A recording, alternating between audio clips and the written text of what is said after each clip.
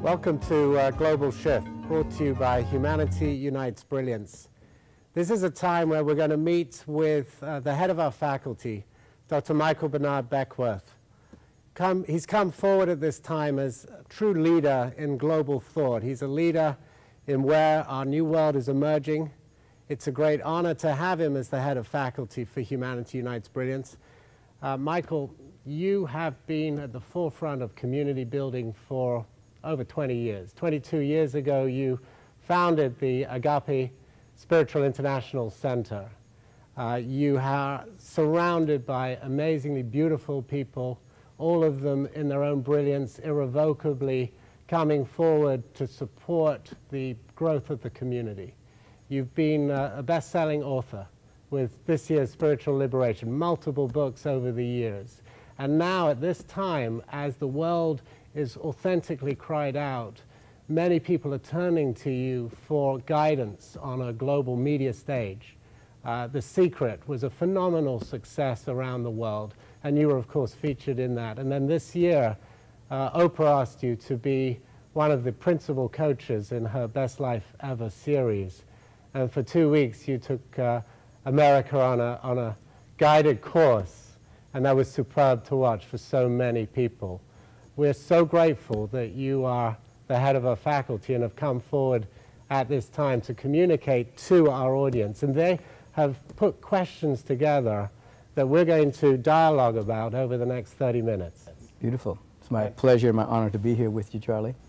As always. Fantastic.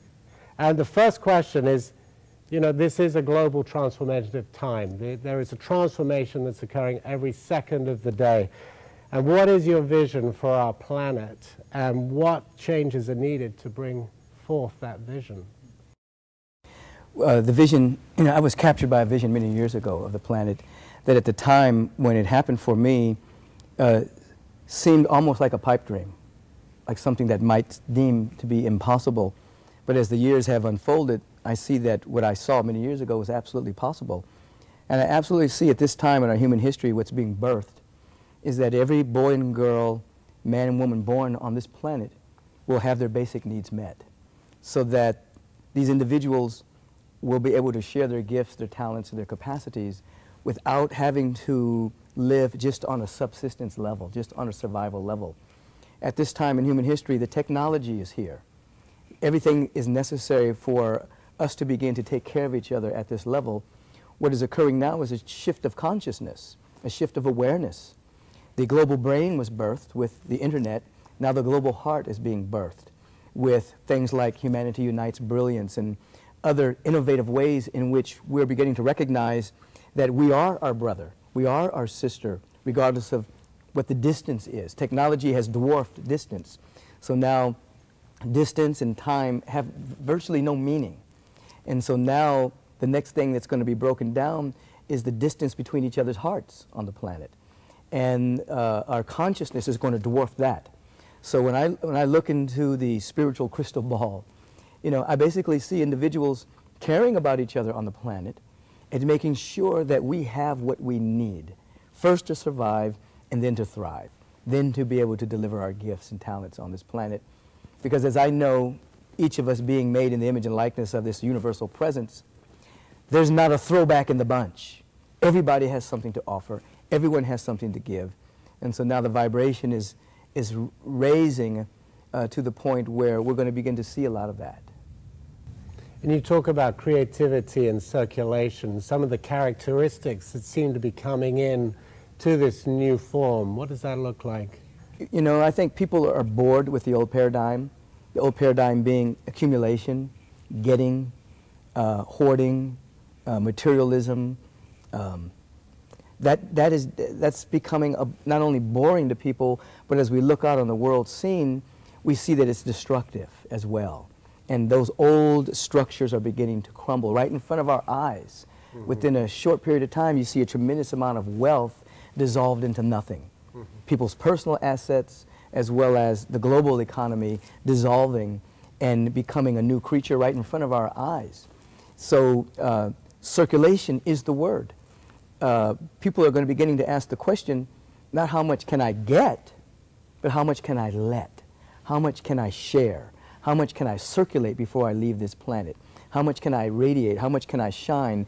The verbs are all expression rather than getting and hoarding, which speaks of us not being enough and speaks of us not having enough. The paradigm has shifted now, where spiritual teachers are rising up and people are beginning to hear the message that we are enough, we have enough, it's within us, and that's everything from energy to creativity and ultimately circulation. So the world is going to begin to look different. The fear, the doubt, the worry that besets the whole human condition is beginning to dissolve. Now, of course, before it dissolves, it takes its last gasp. It rises up.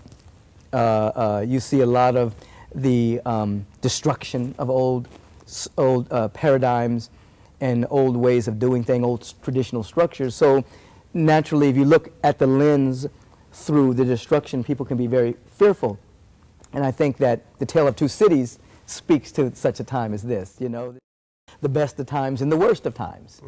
You know, the worst of times being the destruction of the old, the best of times being the emergence of the possibilities that are right here. So depending on what lens you're looking at determines what you're experiencing. Is it the best of times or is it the worst of times? I see it's the best of times. It's a powerful time to be alive. And with unity, you know, I remember you telling us once that you were invited to South Africa. Yes. After 27 years of imprisonment, Nelson Mandela came out of prison. And I was very struck by what you shared in relationship to the void envisioning at that time. And then, of course, in the last few months, you have been invited to the inauguration. In fact, the White House has been in contact with you since. What are you seeing in relationship to change? There was such desire for change that was in South Africa, and then there was this release, perhaps, of energy. You were there. And then now here, you were at the inauguration and you saw and felt things are happening. Can you see the similarities and also the differences, perhaps? There's a similarity in terms of paradigm breaking. When Nelson Mandela was released from prison, we went over there, a small band of myself and practitioners and a traveling choir with Ricky. And there was a void of what's going to happen now after apartheid. Everyone's energy had been basically used to destroy apartheid. There was a determination that this ill system had to be dissolved, this evil system. And so when we went over there, no one was talking about what's going to happen after. So we were there. I was basically leading the vision process and helping youth as well as teachers and other community leaders to begin to imagine and begin to catch a vision of what was happening next, to begin to articulate that. So I can remember being on the radio, teaching, speaking around the country, and I had a very profound experience, as a matter of fact. I spoke on the radio and cast a vision, and the gentleman, the DJ, kept asking me, do you have something for South Africa? Do you have something for South Africa? And I kept speaking, and finally someone whispered in my ear, he's asking you to pray for South Africa. And I couldn't understand the dialect, so I said, sure. So I did this prayer. I came back home to the United States, and there was a friend of ours here at Agape who had a friend coming from South Africa, and he was trying to get her to come to Agape, and she was saying, no, I want to go to this other church.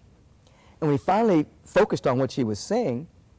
She was saying, I want to go to the church in which I heard this man from America speaking this prayer that I've never heard. A prayer like this before. His name is Michael Beckwith. And my friend said, no, that's the church I want to bring you to. But what I didn't know is they had taken a copy of that prayer and given it to all the radio stations. So every day, these radio stations were playing my prayer for South Africa, and I had no knowledge of that until this lady came and visited us. So when Nelson Mandela was released from jail, there was people were talking about, was there going to be war tribunals? Were people going to be brought and made to stand for the evil that they had committed on people? And as you remember, Nelson Mandela stood for forgiveness. And he had forgiveness trials where people could share what they did, make amends, and be invited back into the community as a whole soul, a whole being. And so there was a paradigm that shifted there, because up to this point, whenever a country subdued another country, there was always a war tribunal. You always got the bad guy, made them stand trial. They were vilified, they were deified, they were put in prison or killed or whatever the case may be. And here this man who had spent 27 years in jail studying, preparing his mind and heart for such a moment as this, said, no, I don't want this new South Africa to be built upon the hate and revenge. I want it to be built upon a larger vision, and a vision of hope, vision of faith, vision of possibility. So South Africa attained the moral high ground because of that, you see. Rwanda has followed suit a little bit. Now, fast forward till today, where you have this gentleman, this beautiful man, with this interesting name, with melanin in his skin, being elected as President of the United States. It's another paradigm shift in a number of ways. First of all, the obvious, that he's a black man. So that means that a number of people in this planet, in the United States, went for what they really wanted, regardless of the color of their skin, which, just as years ago they said apartheid would never end, it was almost impossible. A couple of years ago, people were saying it was impossible for a man of color to actually be the President of the United States. Maybe Secretary of State, maybe governors, maybe mayors, but the President, no. So that shifted that forever.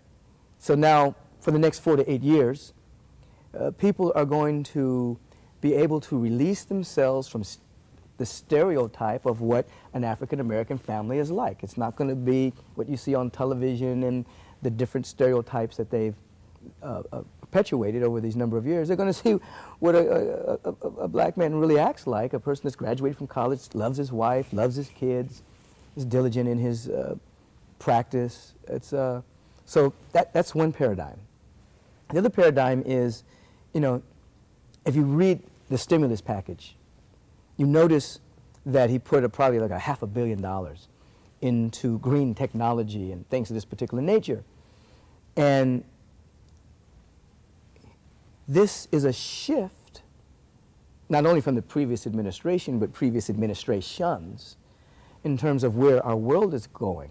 He's actually writing their quest of meeting the challenge of global warming and embracing the emerging paradigms of geothermal, solar, tide, and wind, which are renewable energy sources that do not pollute.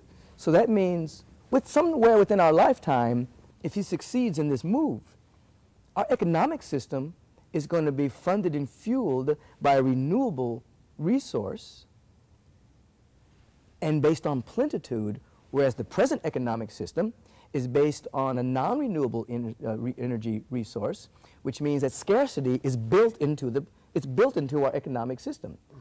It's built in at a fundamental level. So you're always going to have lack. You're always going to have scarcity. You'll never be able to bail anything out because it's built in. Scarcity is built into it. So I think within our lifetime, Charlie, we're going to see a shift from scarcity to abundance, not just metaphysically, not just mystical awareness or quantum awareness, but actual hands-on, this is what abundance looks like, that will breed different kinds of jobs, different kind of thinking, then breeds different kinds of ingenuity and different kind of genius. So this paradigm shift that we're in now is big. Mm-hmm. Again, with South Africa and Zimbabwe, what comes up for me is that was 1991, and the giving and the receiving model of black and white was taken away when Mandela came out of prison. It's the same now with what you share with Obama, that it was unity that brought him into the White House. Right.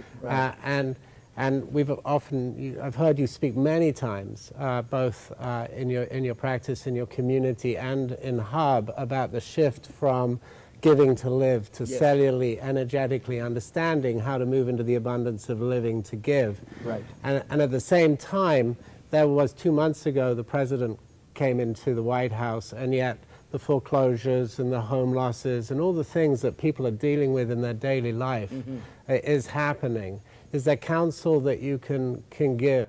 Well, first of all, he inherited that, of course. I mean, Yes. that wasn't something that he set in motion. That was something that was set in motion by the old paradigm Yes. of greed. And where not only were people, you know, baited into taking these loans based on no collateral and these exorbitant interest rate, but, you know, everyone had to be responsible for the greed that was within them. And so now that the bottom has fallen out, so to speak, as I've been teaching recently in my own community, that a good crisis is a terrible thing to waste. So that we're here it's not just a local crisis, it's not just a national crisis, it's a global crisis. Because all of that paper has been floated around the world. It doesn't have any meaning in terms of financial value anymore. So that now people are going to have to become very creative, very resourceful. And what it's birthing, Charlie, we're now birthing community. If you look back at certain countries after World War II, World War I, when there was so much devastation, hearts opened, people took care of each other. Mm-hmm. So I'm looking now at people who are living in their homes, living in their cars, verge of bankrupt, losing their 401ks. There's tremendous fear there. But what's beginning to emerge out of that is compassion. People are beginning to notice each other, they're beginning to think about each other in a different way. Just a few months before that, when Katrina happened, that hurricane hit New Orleans, some people really couldn't relate to what was going on. It still seemed quite distant. Those same people now have just lost their 401. Many of those people are losing their homes, and now suddenly they're beginning to understand what it means to have faith in something you can see, and then what you can see is gone. So I think this portends a powerful moment spiritually, where people are beginning to come back to what's true, what's real, what's really valuable, reordering our priorities. As you mentioned earlier, like I like to say, instead of we moving from giving to live, truly learn how to live to give. This kind of suffering, when properly used, a crisis, births compassion and breaks down the barrier between one individual and another. Because it's happened all over. It didn't just happen to Mexicans, it just didn't happen to black people, it didn't just happen to white people. Everyone is going through this hit. And so this is a moment where we can begin to build community again. You know, we come out of that bubble of materialism. I got mine, you get yours. To now, we can have a wonderful foundation of unity. And where are we going together in this? I think it's a powerful time. Yes.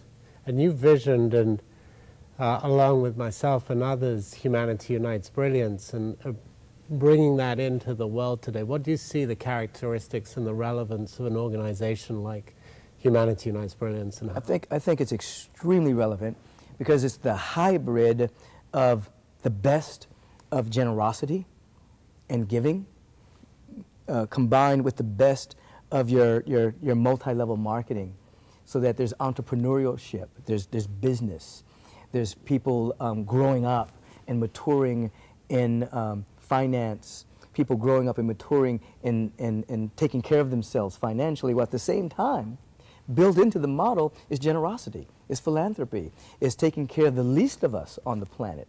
So it's not the old model of just profit. I'm just going to make a lot of profit and go about my business. The profit and the generosity is built as one, you see. And that's a powerful technology. It's a powerful way of doing business.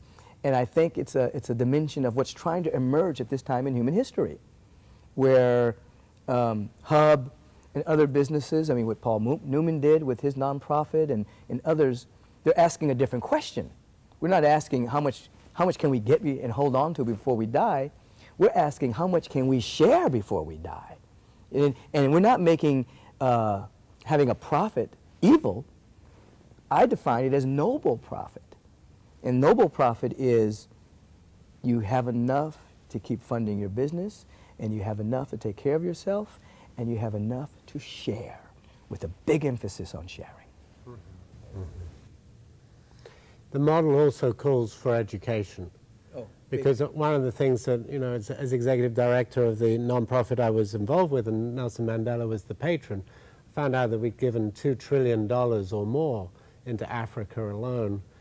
And at the same time, I've seen a lot of, and we've both seen a lot of abundance in the third world, as opposed to lack in the first world in relationship to the spirit of children and the unity between family and child. Creativity. Yeah. How important is returning to education, not just for children, but for all of us in the learning line of our lives? Charlie, it's fundamental, because what we're talking about is raising consciousness, ultimately. When individuals grow and have a deep understanding of the laws of the universe, they have a deep understanding of who and what they are, they have a deep understanding of the ethics in business, they have a deep understanding of the interrelatedness of things, that you do something over here, but it affects something over here. Through education, all of these things are taught, so that we begin to take responsibility for our actions, we take responsibility for our thinking, and then we learn that taking responsibility is being able to respond to that divine impulse within us. All of this happens in education. Without education, you feed an individual, perhaps, but it doesn't last, because they can't retain what you've given them because they don't know who they are. Or if an individual has been trained just in how to make a profit, but they don't understand that they're connected to everyone, that what they do affects the world. I mean, this is not just one climate in the United States. We're all breathing the same air, we're all swimming in the same water, we're all connected at some level, unless we are educated to understand these type of things, that we're spiritual beings first, and then we have a geographical identity in terms of the country we're born into, then we have a neighborhood, and then we have a family. These are all things that we're going to be dealing with in our educational piece, and more, as you know. Unless people understand that and really get it in their bones, we'll keep making the same blunders. You know, we're driving with blinders on. So the educational piece, along with the philanthropic piece, along with the business piece, they're fundamental. It's a wonderful pyramid, a wonderful structure that won't fall. Absolutely. Absolutely. Yeah.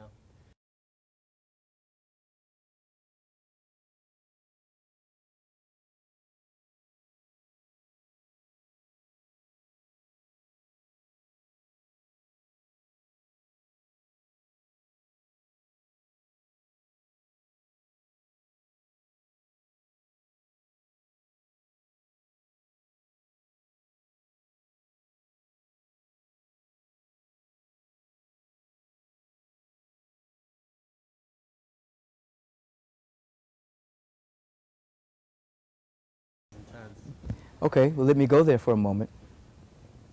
It's still the best of times and the worst of times. However, there's a greening taking place, and there's some blooming of some sweet flowers that are emerging, and our people are able to see that, they're able to see more of the possibility. Some of us can see it now in the invisible realm, but in 5 years, there will be visible manifestations of the steps that are now being taken to show that we've taken those proper and wonderful steps, and that's going to increase the hope. We still will be in a period, of course, of the worst of times, staying still, downsizing and being rectified in a way, but more and more people will see the possibilities. You know, the beautiful thing about Barack Obama, whether you agree with the politics or not, he has the ability to cast a vision and excite the imagination. And we haven't had a visionary at that helm in many years. He is speaking to the possibilities, which fires up the imagination, which births creativity, so that we're not depending upon the government, which is a beautiful thing about Hub as well. We're not depending upon some external authority. We're learning that we have the resources, we have the ingenuity, we have the creativity. We can make a difference on the planet. More people will know that within the next 5 years, that their life makes a difference, and that they are their own authority, and that they will begin to see evidence of an emerging paradigm that I see now. Dr. Michael Bernard Beckwith, thank you. Thank you, brother. Bless you. And bless you too. We'll see you next time.